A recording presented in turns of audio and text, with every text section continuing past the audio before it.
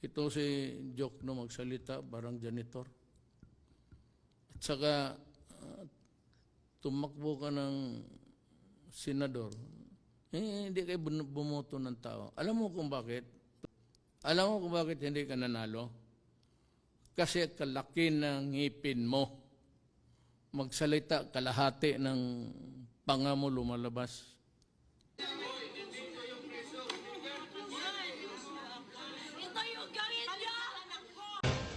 Nakakarap si Davao del Norte 1st District Representative Paulo Duterte sa reklamong physical injuries at grave threats. Ayon po yan kay Prosecutor General Richard Padulyon.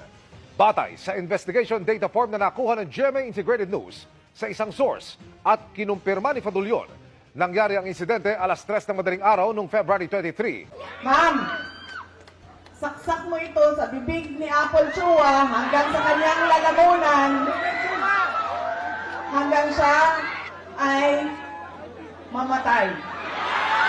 Huwag kang mag-alala, Torre, kasi matagal ko na talaga gusto makabugbog ng unggoy. Wala na kayong pakialam sa karapatan. Sabihin nyo kung saan siya dalahin. Tang ina ka.